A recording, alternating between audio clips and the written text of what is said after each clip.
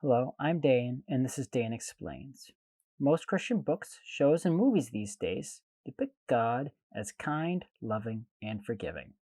However, if you take a peek at the Old Testament, God seems like the exact opposite: vengeful and jealous. Of course, you have Noah in the flood story, which many people can let slide because it was sort of a natural disaster.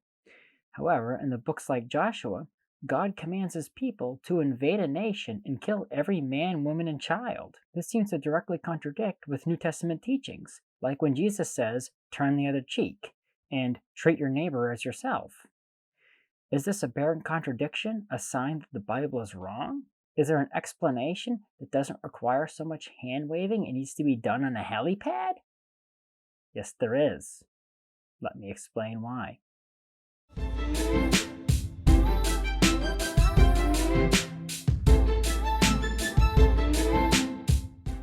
First off, I'd just like to mention I'm not saying God was actually a brutal meanie at any point.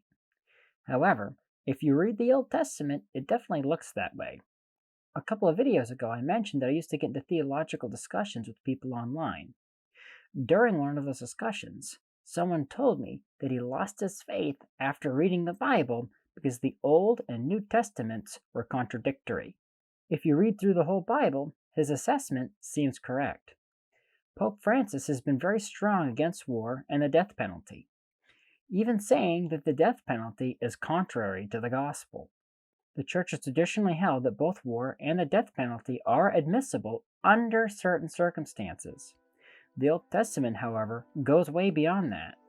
Some of the crimes that God tells the Israelites deserve the death penalty make the Spanish Inquisition look soft. In the book of Exodus, for instance, God commands the Israelites to put a man to death for picking up kindling on the Sabbath. There are many places where God instructs the Israelites to have no mercy in war and kill every person they come across in the city, man, woman, and child. Can you imagine the church putting people to death for mowing their own lawn on Sunday? Or purposely starting a genocidal war of complete annihilation? People would forget all the hoopla with the cardinals covering up for pedophile priests, or things like the various inquisitions. Yet God asked the Israelites to do these things. The seemingly contradictory actions of God were not lost on some of the early Christians who thought the God of the Old Testament could not be the same God as the one described in the Gospels.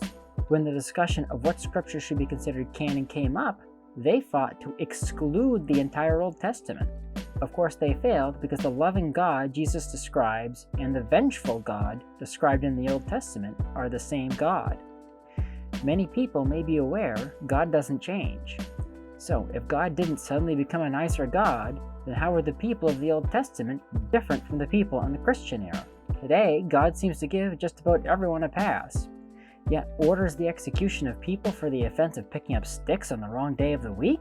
Most of the explanations I've heard make quite a bit of sense, but do require a lot of hand-waving. God had to be harsh in order to make examples of these people, so the other Israelites wouldn't fall into error.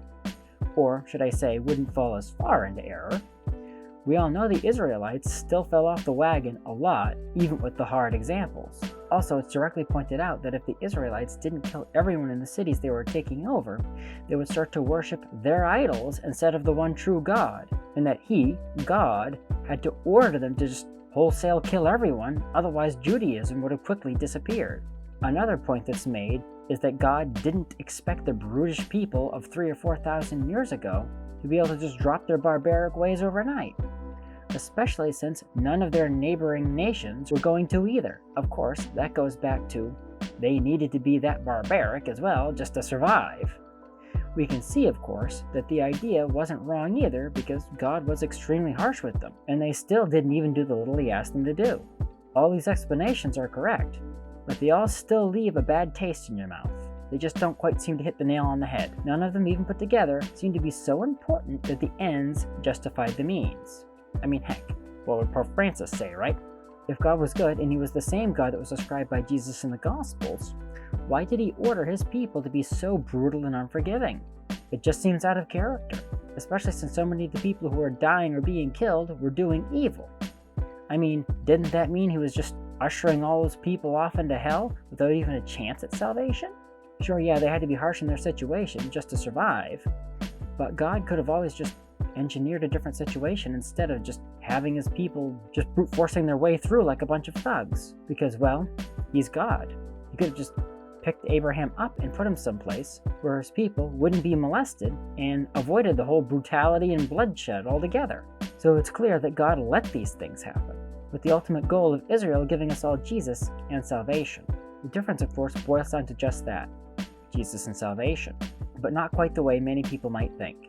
It's not like God was suddenly like, okay, since you guys can go to heaven now, I'm going to be nice.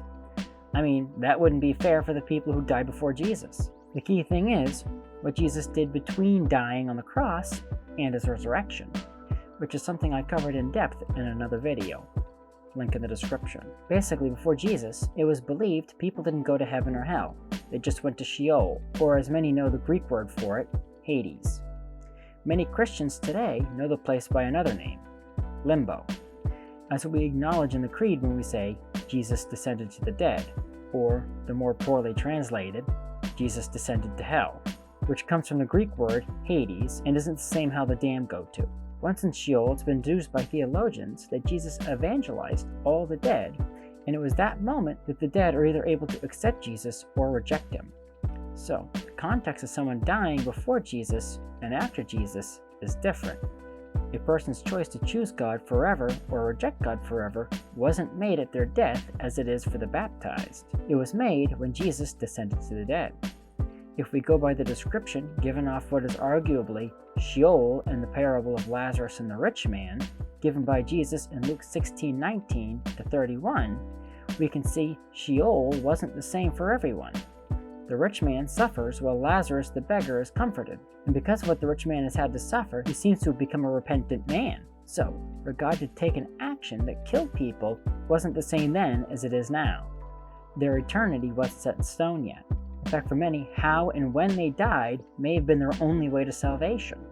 Now, I've seen some modern theologians try to say that the place Lazarus and the rich man went was purgatory, but Jesus states where the beggar Lazarus went, the bosom of Abraham, which is the good place in Sheol. The rich man could see him across a chasm, so it was not like he was in some separate realm like hell either. Another piece of scripture that also supports this is 2 Maccabees, 12:42-46.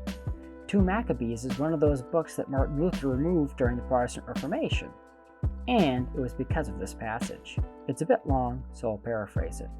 Judas Maccabeus finds an idol to a pagan god under the tunics of all the men in his army that fell during a battle. He prays for them and sends tribute for sacrifice to the temple for the remission of their sins.